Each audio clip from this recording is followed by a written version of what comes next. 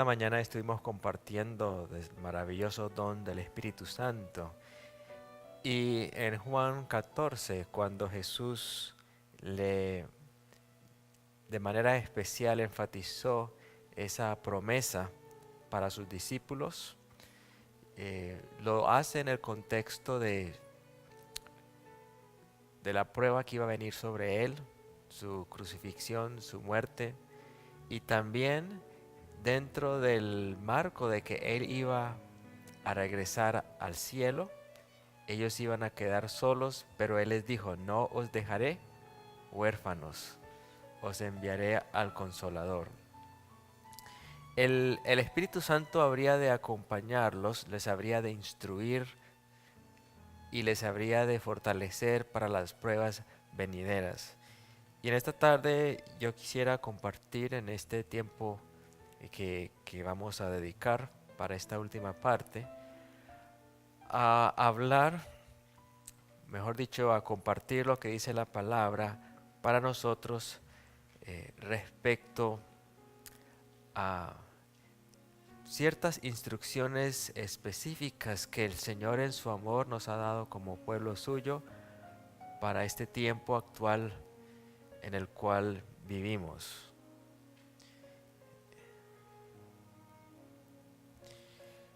Eh, Dios, a través de su Espíritu Santo, le ha dado, nos ha dado instrucciones que se ajustan a cada época en la cual el pueblo de Dios ha vivido. El Evangelio de Dios no cambia.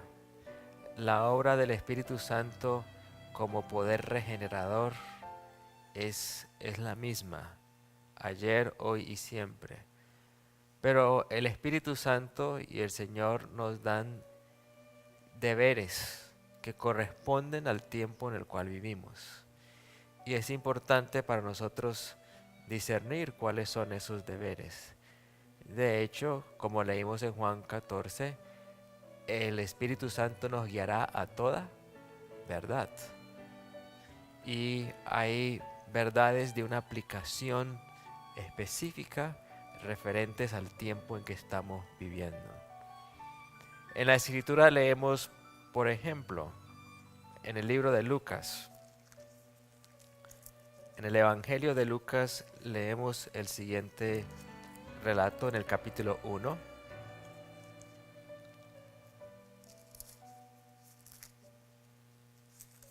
Dice así, versículo 5 de Lucas capítulo 1. Hubo en los días de Herodes, rey de Judea, un sacerdote llamado Zacarías, de la clase de Abías. Su mujer era de las hijas de Aarón y se llamaba Elizabeth. Ambos eran justos delante de Dios y andaban irreprensibles en todos los mandamientos y ordenanzas del Señor.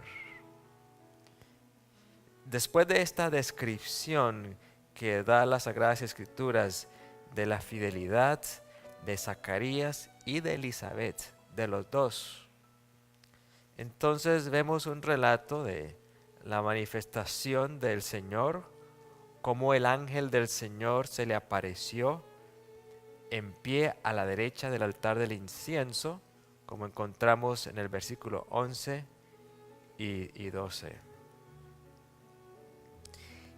Y entonces el ángel le dice a Zacarías que va a tener un hijo y que a ese hijo le debe poner por nombre Juan, versículo 13. Y dice el versículo 15, porque será grande delante de Dios, no beberá vino ni sidra y será lleno del Espíritu Santo aún desde el vientre de su madre. Y hará que muchos de los hijos de Israel se conviertan al Señor Dios de ellos. E irá delante de él con el espíritu y el poder de Elías para hacer volver los corazones de los padres a los hijos y el de los rebeldes a la prudencia de los justos, para preparar al Señor un pueblo bien dispuesto. A esta pareja que estaba buscando a Dios, el Señor les encomendó una tarea específica. Y esa tarea específica que iba a desarrollar Juan, quien estaría lleno del Espíritu Santo, aún desde el vientre de su madre, iba a cumplir una misión profética, entre esa misión se incluía preparar al Señor un pueblo bien dispuesto. Bueno, lo que Juan el Bautista, el papel que él cumplió de preparar el camino para la primera venida del Señor, nosotros podemos cumplir la profecía de los que van a preparar un pueblo para la segunda venida del Señor. En otras palabras, el Espíritu Santo hace una obra de renovación, quiere hacer una obra de renovación en nuestros corazones. Y así como leemos en el libro de Isaías, capítulo 6, ya regresamos a Lucas, una vez que el Señor, que nosotros nos rendimos a la influencia renovadora del Espíritu Santo, viene un llamado. Dice Isaías capítulo 6: en el año que murió el rey Usías, estoy leyendo a partir del versículo 1, vi yo al Señor sentado sobre un trono alto y sublime, y sus faldas llenaban el templo. Bueno, viene una descripción de la gloria, la manifestación de la gloria de Dios en visión para Isaías. Y cuando él ve esa manifestación, él dice en el versículo 5, ay de mí que soy muerto, porque siendo hombre inmundo de labios y habitando en medio de pueblo que tiene labios inmundos, han visto mis ojos al Rey Jehová de los ejércitos. Viene un reconocimiento de que él es pecador, que es la primera obra del Espíritu Santo, ¿sí? Versículo 6, y voló hacia mí uno de los serafines teniendo en su mano un carbón encendido, tomado del altar con unas tenazas, y tocando con él sobre mi boca dijo, he aquí que esto tocó tus labios y es quitada tu culpa y limpio tu pecado. Y entonces el versículo 8 dice, después de este evento oí la voz del Señor que decía, ¿a quién enviaré? ¿Y quién irá por nosotros? Entonces respondí yo, heme aquí, envíame a mí.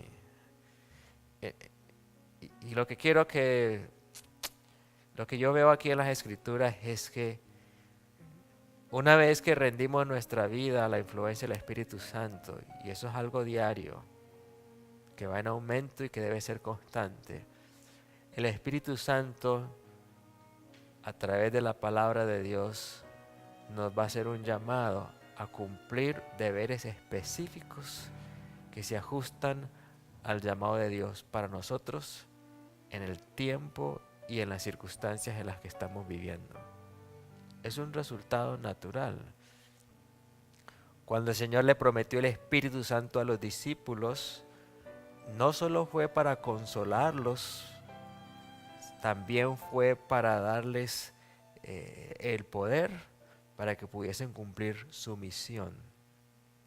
En otras palabras, Dios les confió una misión.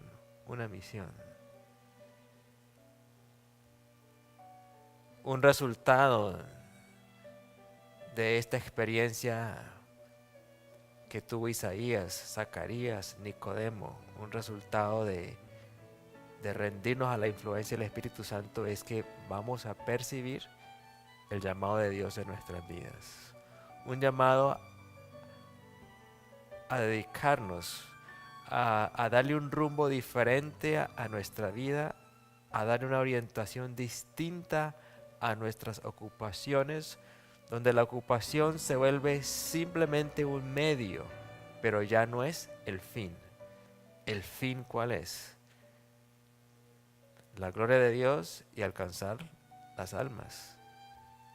Y hay muchas maneras que Dios puede utilizar, porque así como hizo con los valdenses,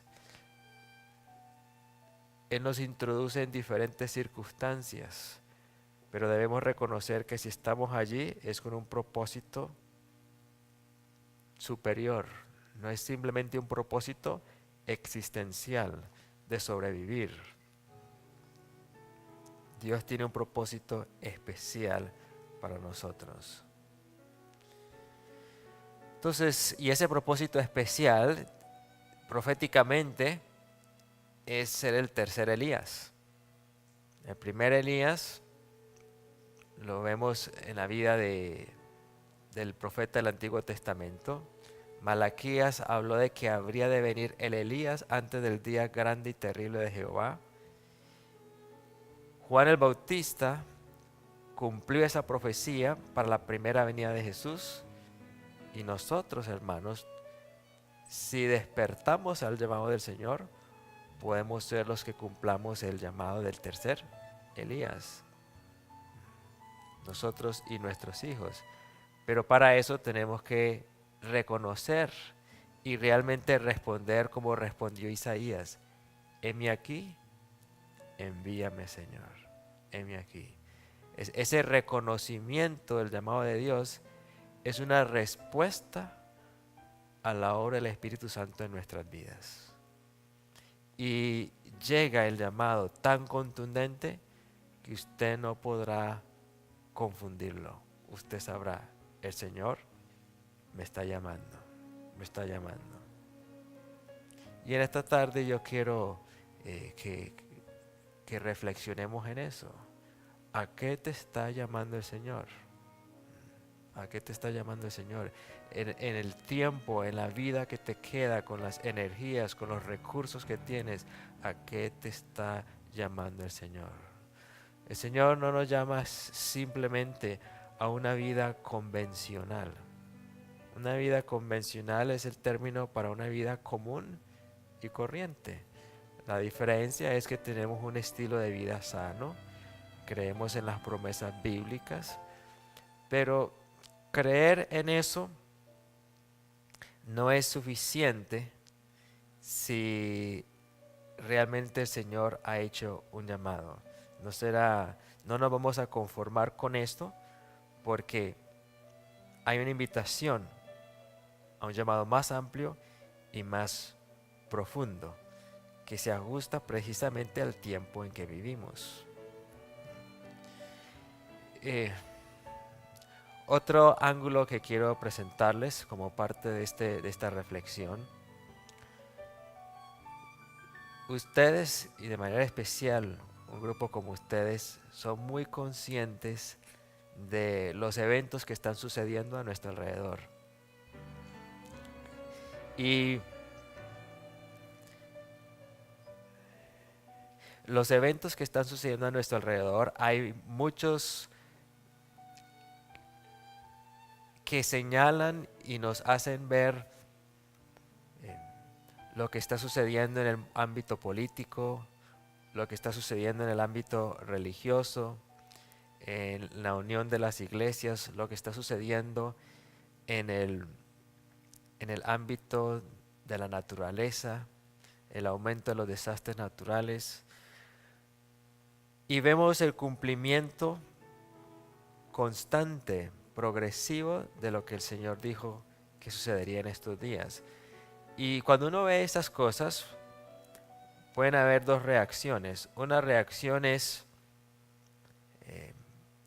quizás temor, y quizás la pregunta, bueno, ¿qué debo hacer? Y otra reacción puede ser acostumbrarnos, y eso se vuelve la nueva normalidad. La nueva normalidad. El Señor no quiere ni que nos asustemos y actuemos por emociones basadas en el temor, pero el Señor tampoco quiere que nos acostumbremos y ya de un extremo de sensacionalismo nos vayamos al otro extremo de la completa pasividad, que escuchamos y es como si no estuviese sucediendo nada. ¿Qué será? ¿Cómo será que el Señor quiere que respondamos a, a estas circunstancias que nos rodean, en las cuales vivimos? ¿Qué será? ¿No se han hecho esa pregunta? ¿No se han hecho esa pregunta? Pero gracias al Señor que no nos ha dejado en tinieblas. Él nos ha dado instrucción. Nos ha dado instrucción. Y vamos entonces a leer algunos de estos pasajes para entender las instrucciones del Señor. Leo de Palabras de Vida del Gran Maestro, página 262, de Palabras de Vida del Gran Maestro. Y empecemos con este principio. Dice aquí, los seguidores de Cristo han sido redimidos para servir. Los seguidores de Cristo han sido redimidos, ¿con qué propósito? Para servir. El Señor nos enseña que el verdadero objeto o propósito de la vida es el ministerio. Y aquí ministerio es un sinónimo de servicio. Un servicio desinteresado. Cristo mismo fue obrero y a todos sus seguidores les presenta la ley del servicio, el servicio a Dios y a sus semejantes.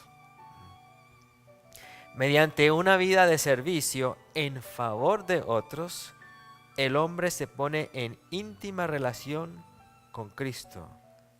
La ley del servicio viene a ser el eslabón que nos une a Dios y a nuestros semejantes.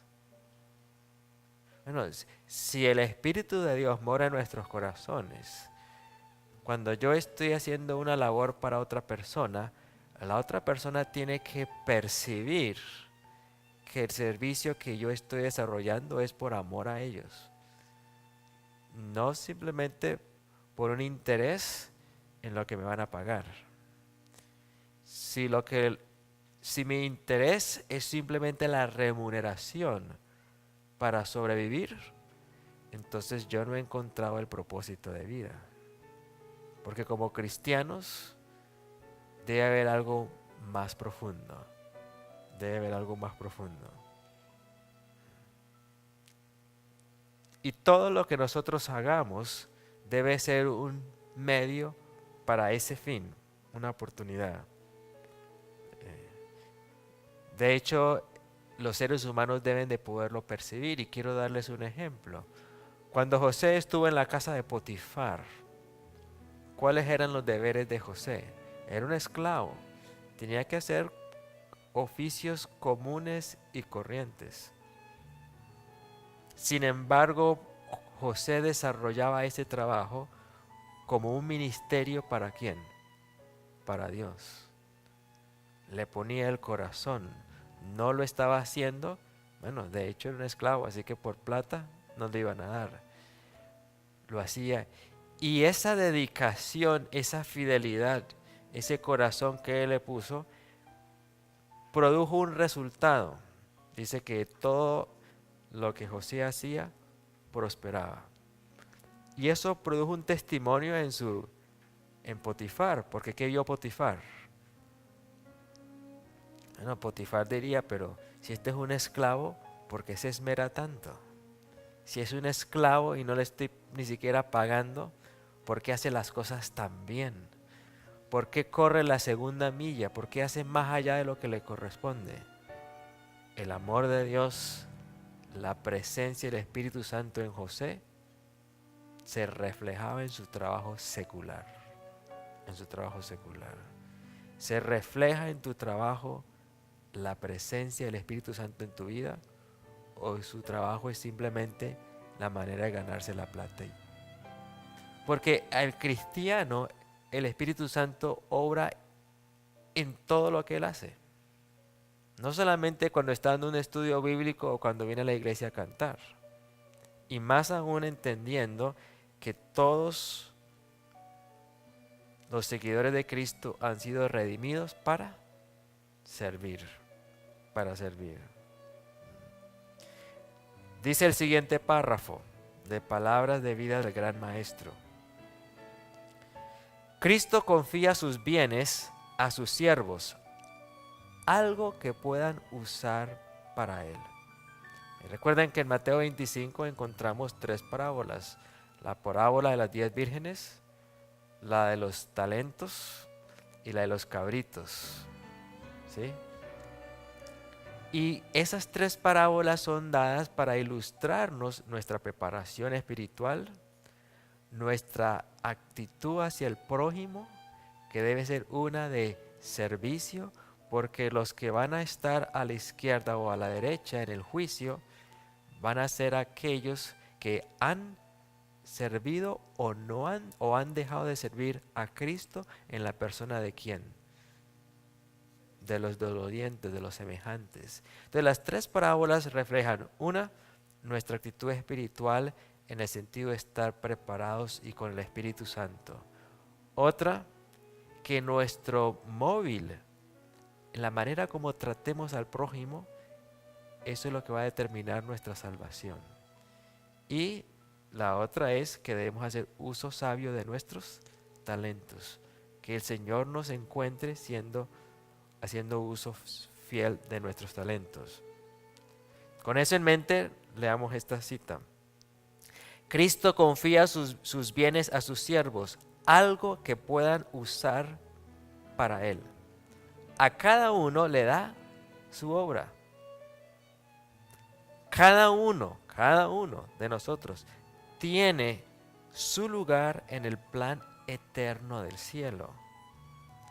Cada uno ha de trabajar en cooperación con Cristo para la salvación de las almas. Y entonces tiene esta oración tan contundente. Tan ciertamente como hay un lugar preparado para nosotros en las mansiones celestiales, hay un lugar designado en la tierra donde hemos de trabajar para Dios. Entonces yo hago la pregunta, ¿siente usted, hermano, tiene usted la confirmación de que el trabajo que usted está haciendo aquí en la tierra es el sitio designado que Dios tiene para usted? ¿O lo que usted hace simplemente lo hace porque pues con eso me gano el pan? ¿Qué tal que José en la clase de Potifar hubiese pensado, pues esto lo hago porque soy esclavo? Pero José dio eso como su ministerio. Y hay un cambio drástico cuando todo lo que hacemos, lo hacemos como para Dios. Ejerce una influencia en las personas que nos rodean, que se palpa, que se percibe. Pero si yo estoy haciendo lo que hago por la remuneración económica, si ese es el móvil, y el móvil no es que Dios sea glorificado en lo que yo hago, como dice el apóstol Pablo, todo lo que hagamos debe ser para gloria del Señor. Entonces nuestro trabajo no es un ministerio, no es un servicio, se vuelve simplemente un trabajo secular y no el sitio designado que el Señor tiene preparado para nosotros en la tierra.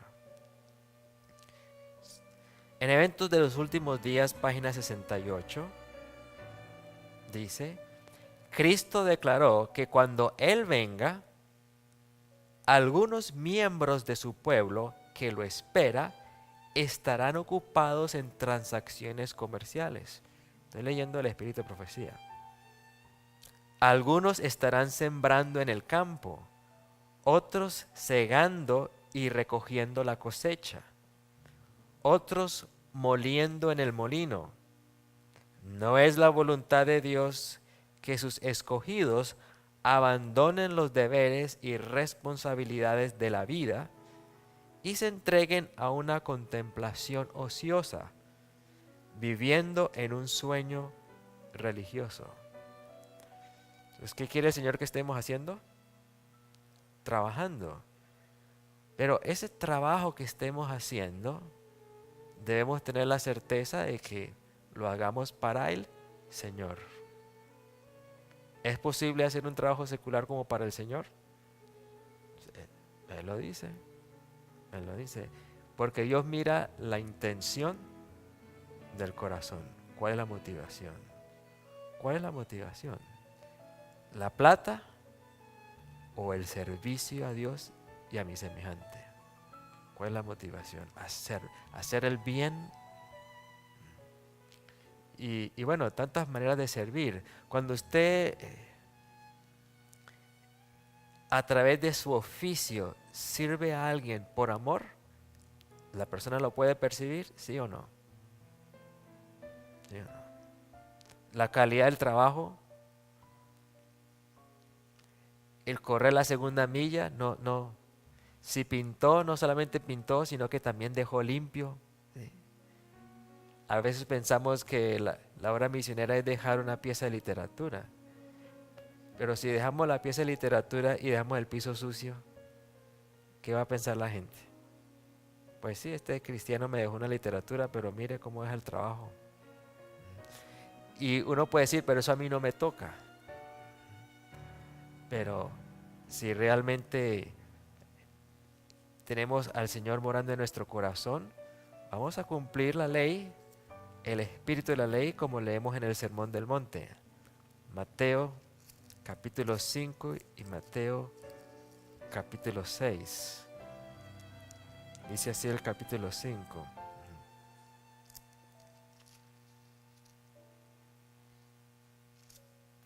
Y ustedes conocen este pasaje.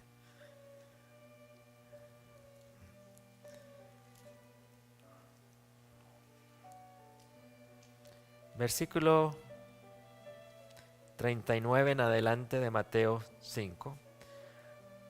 Pero yo os digo, no resistáis al que es malo, antes a cualquiera que te hiera en la mejilla derecha, vuélvele también la otra.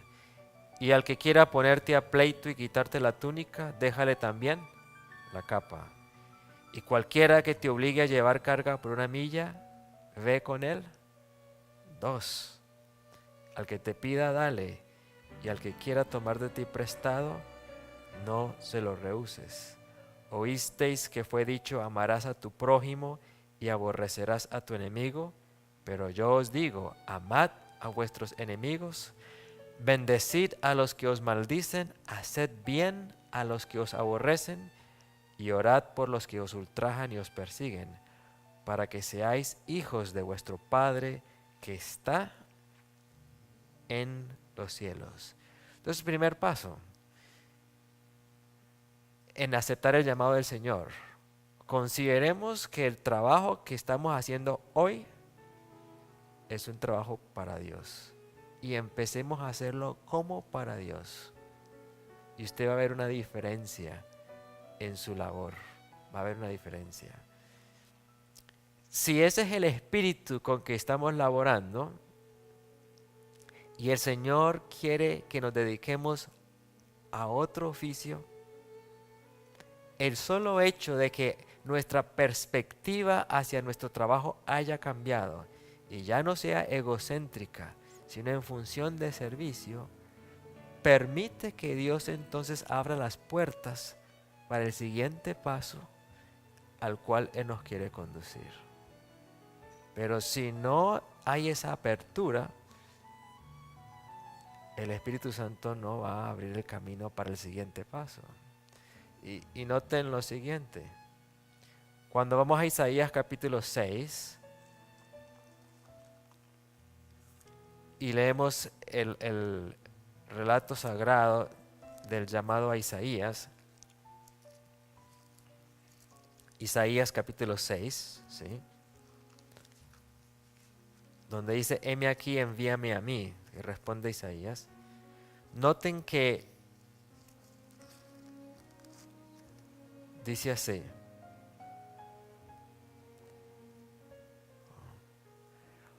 Versículo 8. Oí la voz del Señor que decía. No dice, oí la voz del Señor que me dijo, que decía, ¿a quién enviaré y quién irá por nosotros? Hay un diálogo. Isaías está atento y por ende escucha. ¿Y qué hace? Se ofrece, porque ya tiene espíritu de qué? De siervo. Tiene espíritu de siervo, se ofrece. Entonces respondí yo, heme aquí, envíame a mí. Similar a la experiencia de Eliseo. El Señor vio a un hombre fiel trabajando en la finca con su padre, con corazón de siervo, e instruye a Elías a que le coloque el manto. Y tan pronto le colocó el manto, Eliseo se fue corriendo tras Elías y Elías le dice, ¿qué te he hecho yo a ti? Le da la oportunidad de, bueno, la cosa no es conmigo. O por otro lado, la certeza de que sí, Dios me está llamando. ¿Quién da esa certeza? El Espíritu Santo. El Espíritu Santo. Si el Espíritu Santo lo hemos recibido en nuestras vidas para que haga esa primera labor de purificación, el Espíritu Santo entonces hará ese siguiente paso de indicarnos cuál es el servicio que Él tiene para nosotros. Esa es una base muy importante, hermanos, para que nuestros pasos sean seguros, sean seguros. Cuando el Señor vio a Abraham, que era un hombre fiel, entonces le llega el llamado en Ur de los Caldeos, que salga y vaya a Canaán, y Dios le confía una labor especial a Abraham. ¿Abraham sale solo? No. Abraham va con su sobrino Lot. Y si ustedes leen la experiencia de Abraham, donde él llegaba, era un testimonio a las naciones que le rodeaban. Era un testimonio de alguien. Y no solamente era un testimonio porque hacía un altar y oraba. Era un testimonio porque él servía desinteresadamente. De hecho, cuando Dios utilizó a Abraham para liberar a los reyes de las llanuras, cuando quedaron cautivos, ¿qué dijo Abraham a esos reyes? No me den nada del botín, manifestando así que su trabajo, su motivación no era la plata, su motivación era el servicio, el servicio. Y de esa manera Abraham dio testimonio a las naciones. Mientras que su sobrino, que también estaba con él, ¿cuál era la motivación de Lot? Su ganancia. Y cuando los siervos empiezan a tener pleitos porque ya no cabían en el mismo terreno, Abraham le dice a su sobrino, si tú tomas a la izquierda, yo iré a la derecha. Si tú tomas a la derecha, yo iré a la izquierda. ¿Qué demuestra esa actitud? ¿Qué clase de espíritu tenía Abraham? Un espíritu abnegado, humilde de servicio. Y sabemos el destino de Lot. Lot escogió cada vez más cerca de la conveniencia económica, y la conveniencia económica eventualmente lo llevó a establecerse en todo el centro de Sodoma. Y cuando llegó la crisis, porque Sodoma, la destrucción de Sodoma es un símbolo ¿de qué? De la destrucción del mundo. Cuando llegó ese momento, ¿qué sucedió con la familia de Lot? ¿Qué sucedió hasta con la esposa de Lot? Perdidos, perdidos. Porque en la motivación de Lot, en las decisiones que tomó, no era servir a Dios, sino su interés propio. Si nosotros consideramos, hermanos, que estamos viviendo en un tiempo en que las iglesias se están uniendo, en que como se celebró el año antepasado, ya estamos en el 2019, ¿cierto? Los 500 años de la Reforma Protestante, y se celebró como el fin de la Reforma Protestante, se celebró como el final. Porque Martín Lutero, que fue el que supuestamente en un octubre de 1517, ¿cierto? Clavó allí las 92, de 95, gracias hermano, tesis, donde estaba protestando principalmente contra las indulgencias. Y al transcurrir esos años, el mundo celebró que luteranos y católicos ya no tenían diferencias en cuanto a la doctrina de la justificación por la fe. Y a esa celebración se unieron muchísimas más denominaciones, centenares de denominaciones agrupadas bajo el movimiento de las iglesias reformadas, los metodistas, los presbiterianos, los anglicanos, de las denominaciones más grandes, para decir, ya no tenemos diferencias con la Iglesia Católica en la doctrina de la justificación por la fe. Y seguramente ustedes han leído sus documentos. Es asombroso ver cómo ha avanzado el ecumenismo. Realmente lo que dice el conflicto de los siglos, que los protestantes serán los primeros, los protestantes en América, entender su mano sobre el abismo para tomar la mano de Roma. Es asombroso ver que eso es un hecho. Son realmente minorías, son pocas las iglesias protestantes que aún protestan a Roma. La mayoría ya ven a Roma como algo, como el papa de ellos, ¿cierto? Como el papa de todos, el caudillo del mundo cristiano. Vemos eso. Por otro lado vemos, bueno, tantas cosas que yo podría mencionar que ustedes las saben porque son una congregación donde están expuestos a tantos predicadores, ¿cierto? Y tanta información. En pocas palabras, si nosotros somos conscientes que el desarrollo de la ley dominical es algo que se podría dar con mucha facilidad, porque a finales del siglo XIX, cuando se empezó a agitar el asunto de la ley dominical nacional en el Congreso americano, ¿qué sucesos extraordinarios habían sucedido para llevar a ese debate? La guerra civil, ya habían transcurrido como unos 20 años de la guerra civil, 15 o 20 años. La Gran Depresión, leemos que viene para 1929, 1930. La Primera Guerra Mundial aún no había venido. En otras palabras, hermanos, cuando se empieza a discutir la ley dominical nacional en Estados Unidos,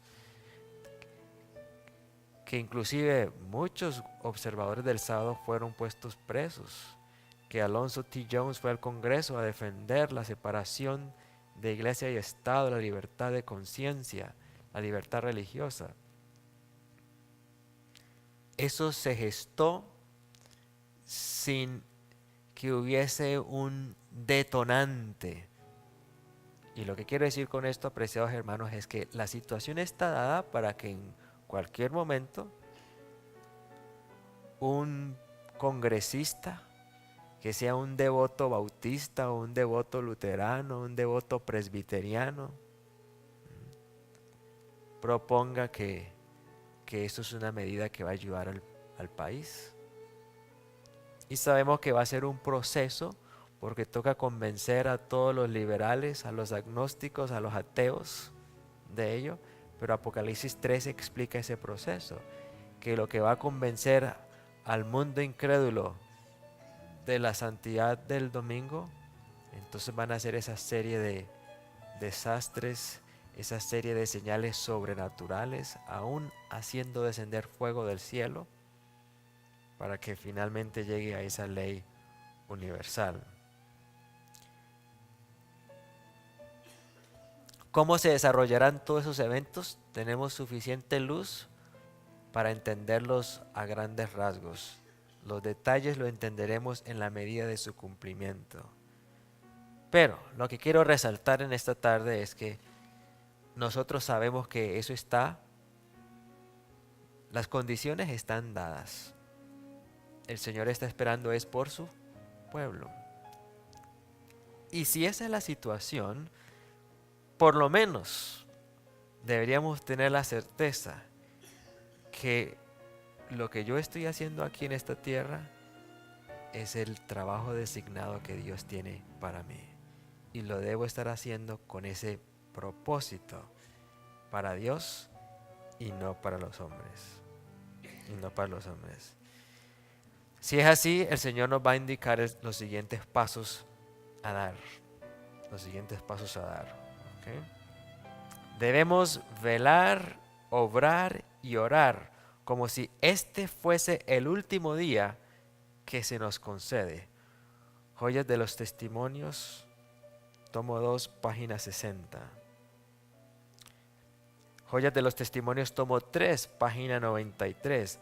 Cada mañana consagraos a Dios con vuestros hijos. No contéis con los meses ni los años, no os pertenecen. Solo el día presente es vuestro. Durante sus horas, trabajad por el Maestro, como si fuese vuestro último día en la tierra. Presentad todos vuestros planes a Dios, a fin de que Él os ayude a ejecutarlos o abandonarlos según lo indique su providencia. Y entonces dice lo siguiente, que lo quiero leer no como un mensaje de alarma, pero como algo que el Señor nos dice. Mensajes Selectos, tomo 2, página 409.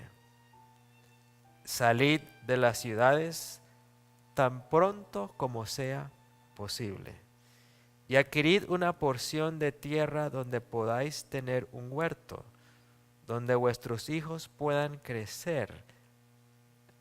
ver crecer las flores y aprendan de ellas lecciones de sencillez y pureza. Bueno, y es interesante que dice tan pronto como sea posible. Lo hace en un marco de que Dios en su misericordia nos dice con suficiente anticipación para que podamos tomar pasos razonables, sensibles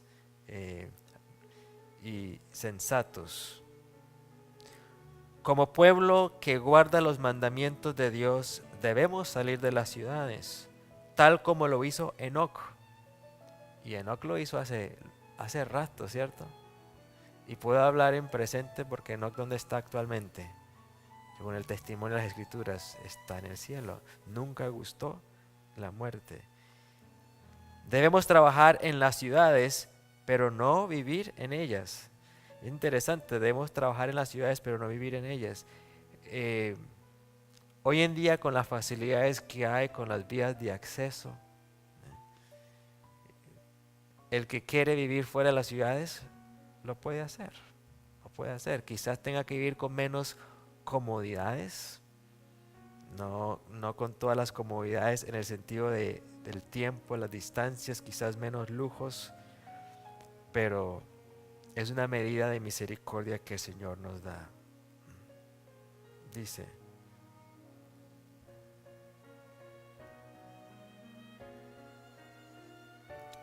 Evangelismo, página 295. Por ahora, algunos obreros estarán obligados a trabajar en Chicago, pero estos deberían estar preparando centros de trabajo en distritos rurales, desde los cuales trabajar la ciudad. Insto a nuestro pueblo a que convierta la búsqueda de la espiritualidad en la obra de su vida. Cristo está a la puerta. Por esto digo a nuestro pueblo, no consideréis que es una privación el ser llamados a dejar las ciudades para trasladaros al campo. Allí esperan abundantes bendiciones para los que deseen aprenderlas. Al contemplar las escenas de la naturaleza, las obras del Creador, y al estudiar la obra de la mano de Dios, seréis transformados imperceptiblemente a la misma imagen. Eso fue Mensajes Selectos, tomo 2, 408. Testimonios para la Iglesia, tomo 8, página 101. Es tiempo de que nuestro pueblo lleve a sus familias de las ciudades a localidades más apartadas. De lo contrario, muchos de los jóvenes y también muchos de los de más edad serán entrampados y arrebatados por el enemigo. Una persona muy cercana a mí me dijo: es muy difícil crear hijos en Estados Unidos y en las ciudades de Estados Unidos. Y lo dijo después de que, pues, uno de los hijos había tomado unos caminos bien difíciles. Dice la palabra del Señor: ni una familia en 100 se beneficiaría física, mental o espiritualmente por residir en la ciudad. Entonces, no sigo leyendo esto, pero quería compartirlo porque es una invitación de amor que el Señor nos hace. Es una invitación de amor. Dice la palabra de Dios, Mensajes Selectos, tomo 2, página 413. A medida que transcurra el tiempo, cada vez será más necesario que nuestro pueblo salga de las ciudades. Durante años hemos recibido la instrucción de que nuestros hermanos y hermanas, especialmente las familias con hijos, deberían planear salir de las ciudades a medida que puedan hacerlo. Muchos tendrán que trabajar laboriosamente para ayudar a abrir el camino, pero hasta que sea posible salir, durante todo el tiempo que permanezcan en ellas, deberían ocuparse en el trabajo misionero, por muy limitada que sea su esfera de influencia. Entonces da la salvedad que todos, esto es del mismo tomo de Mensajes Selectos, tomo 2, página 413, y Eventos de los Últimos Días, página 104. Que todos tomen el tiempo necesario para realizar cuidadosas consideraciones, para que no sean como el hombre de la parábola que comenzó a edificar y luego fue incapaz de terminar. No debe realizarse ningún movimiento sin considerar cuidadosamente ese movimiento y sus resultados. Todo debe ser tenido en cuenta. ¿Vean? No pasos apresurados. Los creyentes que viven en las ciudades tendrán que trasladarse al campo a fin de salvar a sus hijos de la ruina. Será necesario fundar industrias que proporcionen trabajo a estas familias. Y sigue diciendo: a fin de que los miembros de nuestro pueblo que desean abandonar las ciudades puedan adquirir hogares modestos, sin grandes desembolsos, y que también puedan encontrar trabajo. Gracias al Señor por su palabra, ¿cierto? Nos ha dado las instrucciones para que con calma, pero no con negligencia, demos los pasos, para que nadie sea sobrecogido, sea sorprendido, ¿cierto? Sin la debida preparación del carácter y tampoco sin la debida preparación física que el Señor en su misericordia ha provisto. Cuando vino la destrucción de Jerusalén, dice que ningún cristiano pereció, porque todos estuvieron atentos a seguir el consejo. Y cuando la ciudad fue rodeada la primera vez, los cristianos reconocieron las palabras de Jesús registradas en Lucas 22, en Mateo 24, y salieron. Y aunque aparentemente ese fue un triunfo para los ejércitos judíos porque derrotaron a, a las fuerzas de Sexto Galo, y humanamente, pues ese era el momento para quedarse, porque, pero los que habían estado atentos a la voz de la profecía dijeron no, es el momento de salir. Los que no salieron fue demasiado tarde para ellos. Nosotros estamos viendo ya los movimientos políticos, religiosos, que señalan que una ley dominical es algo altamente probable. Y si creemos eso, pues deberíamos estar también pidiéndole al Señor que nos permita con calma ir dando los pasos que Él nos ha pedido, ¿cierto? ¿No creen que eso tiene sentido? ¿O vamos a esperar que haya un terremoto y entonces salir en tropel? Es un llamado de misericordia. Llamado de misericordia. A mí no me gusta hacer llamados emocionales porque yo he visto muchas familias que han salido hacia el campo y luego han regresado. Recuerdo hace unos años atrás unas familias en Texas y dejaron sus trabajos y todo y se fueron eran familias hispanas, se fueron para Centroamérica. Algunos de ellos inclusive compraron un poco de cosas para empezar un puesto de avanzada en sus países, sacaron cantidad de cosas con sus tarjetas de crédito, porque no, como ya esto se va a acabar, pues dejamos eso en la tarjeta de crédito, lo cual de paso, hermanos, me parece algo irresponsable, porque Dios para proveernos no tiene que contradecir su palabra dice que no nos endeudemos, entonces para cumplir su palabra tengo que ir en contra de su palabra. El Espíritu de Dios no se contradice. Y se fueron y pasó el 2000 y no pasó nada. Se les acabó la plata. Los que tenían papeles pues volvieron a entrar. Y los que no, pues algunos por el río y otros quedaron del otro lado del río. Y muchos de los hijos de esas familias incrédulos ahora hacia el espíritu de profecía. Porque los pasos fueron dados por susto, ¿sí? Emociones. La palabra del Señor no dice que eso sea dado, que sea por susto. Pero una cosa es cierta, el trasladarse al campo como medio para empezar a cultivar nuestros alimentos, como un ambiente más sano para levantar a los hijos, que lo ha sido siempre, ¿cierto? Siempre, desde Génesis, debe tener un propósito de servicio. Un propósito de servicio.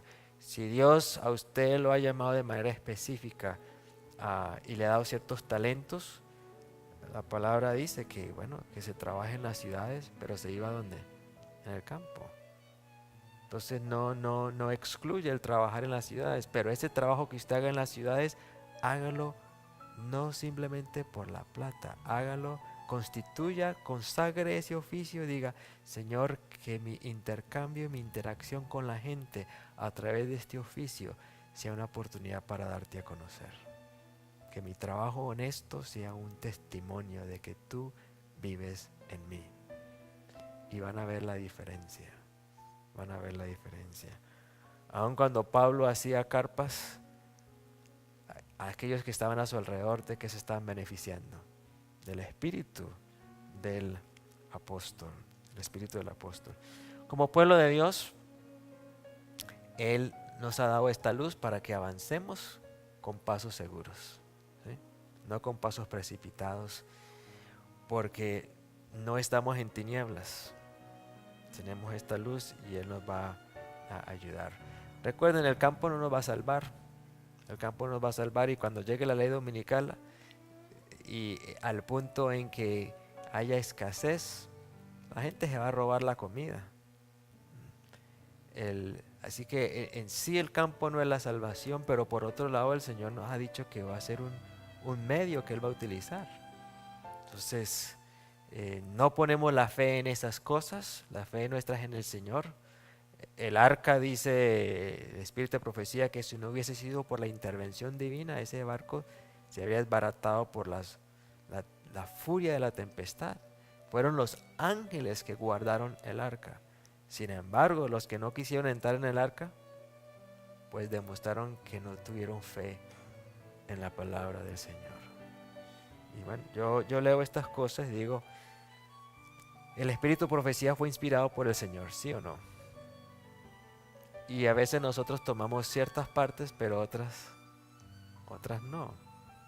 Pero pidámosle al Señor que nos ayude a tomar todos sus consejos y que nos vaya abriendo las puertas para irlos siguiendo, porque es un mensaje de misericordia. Un mensaje de misericordia. El Señor les ayude. Ha sido un privilegio compartir con ustedes aquí y los que nos están viendo. Gracias a Dios que tenemos todavía libertad, ¿cierto? No estamos, aunque sabemos que los eventos vienen, no estamos trabajando bajo presiones. Podemos dar pasos serenos, pero seguros, en obediencia a la palabra del Señor. Dios le bendiga. Vamos a orar. Nos colocamos de rodillas para orar.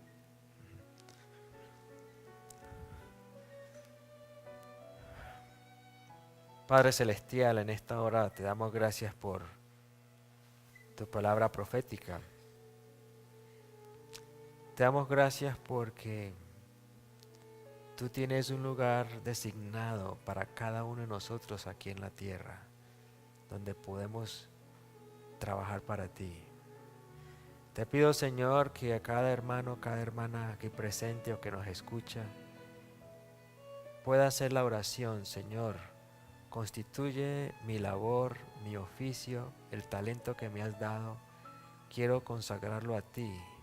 Quiero que sea un ministerio donde el móvil sea reflejar tu gloria. Que otros puedan ver a través de mi trabajo honesto, fiel, donde corro la segunda milla, que puedan percibir mi amor por Dios y por el prójimo. Destierra de nuestros corazones un móvil que sea simplemente el interés monetario, que el dinero sea una añadidura, pero que realmente busquemos primeramente el reino de Dios y su justicia. Permite que en esos pasos de consagrar nuestro tiempo, nuestra energía, nuestros talentos, nuestro empleo, nuestro trabajo, nuestra empresa, al dedicarla a ti y decirle: Señor, enséñame cómo desarrollarme y conducirme de una manera que te honre y glorifique. Permite que esos pasos entonces abran las puertas para los siguientes pasos que tú quieras que tomemos como individuos, como familias y como hogar. Sobre todo, Señor, permite que podamos rendirnos a la influencia de tu Espíritu Santo, nosotros y nuestros hijos.